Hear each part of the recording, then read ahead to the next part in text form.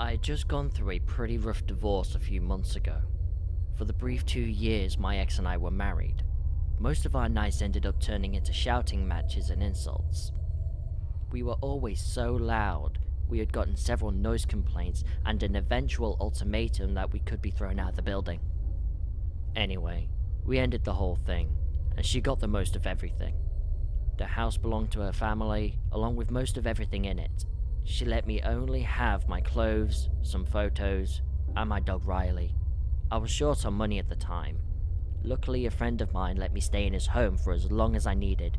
While there, I was looking for a better paying job to help me get my life back on track. My search led me to an opening for a campus security guard at the local community college. I arrived at the interview to learn that this job was for the night shift. I wasn't too sure about taking the job at first, but my bills and growing debts weren't going to pay off themselves. Needless to say, I started the next night. The campus itself was a decent size, both in terms of area and the number of students. The core campus includes 14 educational and auxiliary buildings. The security office was by the south entrance of the college, situated on the second floor of the parking garage. The two senior security guards, James and Darnell, walked me through my job description. My task every night was to complete 2 full searches around campus, checking all buildings and monitoring the security cameras. My shift would start at 9:30 at night and go through 6 o'clock in the morning, by which time I'd take the bus home. The job itself wasn't too bad. I kind of developed a friendship between James and Darnell, since there was a brief period of time our shifts would overlap. By the time they both left, it would be midnight for me, and I'd be all alone on campus. It's so surreal how such a place that's bustling full of students can quickly empty out and turn silent. When my shift starts, there's usually a few cars left in the lot for those who took evening classes. Some instructors and other staff would sometimes work extra late, but those instances were rare. In short, my interaction with other people, besides my co-workers, was almost non-existent. Sometimes on break, or in between circuits, if it stayed quiet on campus, I'd read a book, or listen to spooky stories on my phone. After listening, I would start to feel a little creeped out, for being in a campus all alone after dark, but I got used to it. It killed the boredom until I started my next circuit. I wouldn't find much of anything out of the ordinary, aside from the random object left behind by a student, which I would bring back to the lost and found. I just had to make sure no one else was hanging around after closing. After coming back, I would check the security footage in case I missed something. There are a few screens recording specific spots with the most activity during the day. One for each parking lot, one for each floor in all the buildings, and one for the administrative office. I got decent pay every couple of weeks. After a while, I moved out of my friend's house and got a small apartment and was saving up for a used car. I felt like my luck was starting to turn around, finally. Then I had the scariest experience of my life. I was left alone around midnight, like always. The campus was absolutely deserted at this time, like normal. It was summer during this time, so the night was pretty warm. I felt like I was building a bit of sweat in my security uniform. While doing my first circuit, I came back to the security office after finding nothing of note and checked the camera feed. I found nothing in any of the screens until I checked the one for the south lot near the office. While the screen was small, I could discern the moving of a large shadow across one of the lampposts. It was doing nothing but moving back and forth across the light. The shadow looked too large to be some small bird or animal. I deduced it had to be someone parked off screen so I couldn't visibly see them. I went out there to check things out, and found nothing there. If it was a person just fucking around, they would have left a sign of their presence. There was nothing left behind. I didn't hear a car driving off, or any noise for the matter. I scoped the rest of the south lot to find the source of the shadow. Still nothing. I sighed in annoyance at the thought of some jackass deciding to waste my time. Nothing else happened the rest of the night. I got used to sleeping during the day, but all I could afford to sleep on was a cheap couch that was anything but comfortable.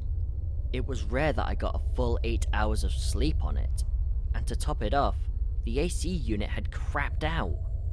My cheap apartment had gotten warmer, making it much harder to sleep. I got to the college at the start of my shift with maybe 5.5 hours of sleep. I had coffee, but it only lasted for so long. With it being extremely late, my office feeling cool, and it's being quiet everywhere, I started feeling drowsy. Sleeping on the job wasn't allowed, of course, but every now and then I let myself have a brief nap to refreshen myself. So I set my head on the desk and fell asleep instantly. I was later jolted awake. A feeling of something very wrong switched my tired mind on alert and woke me up. I rubbed my eyes and checked the monitors to see if anything was up. I looked at the camera feed for the south lot, and my eyes narrowed. Beneath one of the lamplights, a person was standing, not doing anything, just being very still. I couldn't make out any details, but this person had long black hair and looked very tall for almost reaching the light. I looked at the bottom of the screen and found the camera was still recording. Whoever the camera was showing was still there. The feeling that jolted me awake intensified. I was aware of myself shaking. A chill colder than the air inside the office crept up my neck. My body was reacting to some sort of danger the image was giving off. Still, a weird person on the security footage was not an excuse not to do my job. I got to the lot in under a minute, and I saw the person still standing under the lamplight, just being dead still. Their back was facing towards me, and their head seemed to be bowed forward. As I approached closer and tried to get their attention, I found that this trespasser was very tall and lanky and was wearing a dirty white dress. I called to her again, asking if she needed help, but didn't respond. She just kept standing like a statue where she was.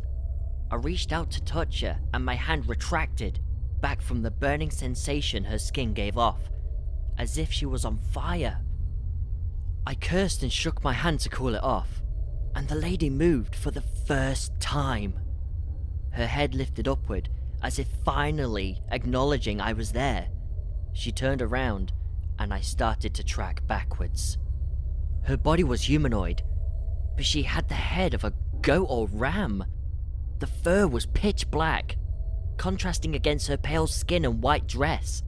The eyes were red like burning embers, and strands of flesh hung off its curved horns. As my walk backwards sped up, I could hear it give off a deep, thunderous roar. I ran back towards the office, and I swear I could hear the thing sprinting after me. I ran faster than I ever have in my life, and I barricaded myself in the security office. For good measure, I switched off the lights inside and called 911.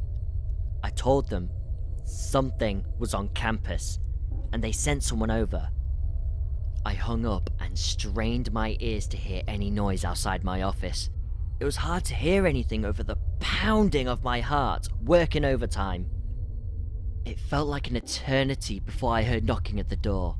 The cops notified their presence, and I slowly opened the door. They questioned me about what I called for. When I told them, they looked at me as if I were a mental patient or a drug user. I played the footage back for them, and there the thing was. At the very least, they weren't going to arrest me for making a fake emergency call. But with the trespasser gone, there wasn't much they could do. They left, and I was once again alone. This time, I was very afraid. Not that I was alone, but afraid that I wasn't alone, and that thing was still out there. I wasn't taking any chances. I waited in that office and kept the door locked until the end of my shift. I left a note saying I resigned immediately, and I never went back.